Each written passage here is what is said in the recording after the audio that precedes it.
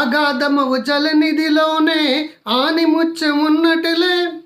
ఎప్పుడు కూడా ఒక కష్టం వచ్చినా, బాధ వచ్చినా, దుఃఖం వచ్చినా, సారో వచ్చినా, విచారం వచ్చినా, ఎదురు దెబ్బలు జరిగినా, కోర్టు కేసులు వచ్చినా, యాక్సిడెంట్లు అయినా, సర్వం కోల్పోయినా సరే అగాధమవు జలనిధిలో డీప్ సీలో ఆనిముత్యమున్నట్టులే పెరల్స్ ఉంటాయండి. శోకం వెనకాల సుఖమున్నదిలే. సో కల కానిది నిజమైనది. మీకు ఎన్ని సమస్యలు వచ్చినా సరే ఓ పీస్ ఆక్సిజన్. మనిషి భోజనం లేకుండా 40-50 రోజులు బతకచ్చండి. నీళ్ళు లేకుండా 4 రోజులు, 5 రోజులు, వారం రోజులు బతకచ్చండి. ఆక్సిజన్ లేకుండా ఫ్యూ మినిట్స్ బతకచ్చండి. బట్ హోప్ లేకపోతే ఒక్క సెకండ్ కూడా బతకలేడండి, చనిపోతాడండి.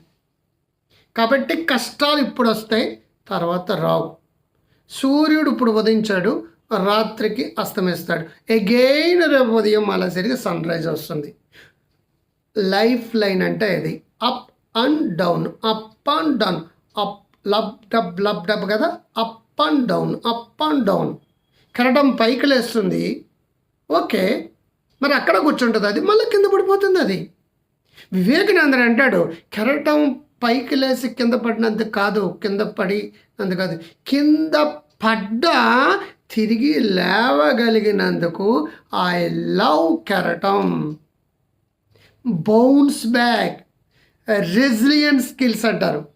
ఏ ప్రాబ్లంని మీరు ప్రాబ్లం అనుకోవద్దండి. ఒక ప్రాబ్లం వచ్చిందంటే ఆ ప్రాబ్లం వెనకాల ఏదో ఒక ప్రోగ్రెస్ ఉంటుంది. ఏ సమస్యని సమస్య అనుకోకండి. ఒక సమస్యను సాల్వ్ చేస్తారు అంటే మనకు సక్సెస్ వస్తుంది. ఏ ప్రాబ్లమ్స్ రాకూడదంటే ఏ ప్రోగ్రెస్ రాదు. ఏ సమస్యలు రాకూడదంటే ఏ సక్సెస్ రాదు. కంఫర్ట్ జోన్లో ఉండిపోతారు. ఎన్ని మెడికల్ ప్రాబ్లమ్స్ అంత గొప్ప లాయర్ అండి. ఎంత మెడికల్ ప్రాబ్లమ్స్ సాల్వ్ చేస్తే అంత గొప్ప డాక్టర్ అండి. ఎన్ని ప్రాబ్లమ్స్ ఉన్నావో అంత సక్సెస్ వచ్చి తీరుతుంది. అంతకని ప్రాబ్లం చూసి పారిపోవడం కానీ, సమస్యను చూసి పారిపోవడం కానీ కాదండి. ప్రతి దెబ్బకి లేవాలి. బౌన్స్ బ్యాక్ అంటే అది bounce back, bounce back. Resilience, spring నొక్కో మళ్ళీ తీసుకురండి, నార్మల్ అయిపోతుంది. రబ్బర్ ఎలాగా మళ్ళీ స్థితిస్థాపకత. ఎన్ని ప్రాబ్లమ్స్ వచ్చినా సరే హోప్ పోకూడదు.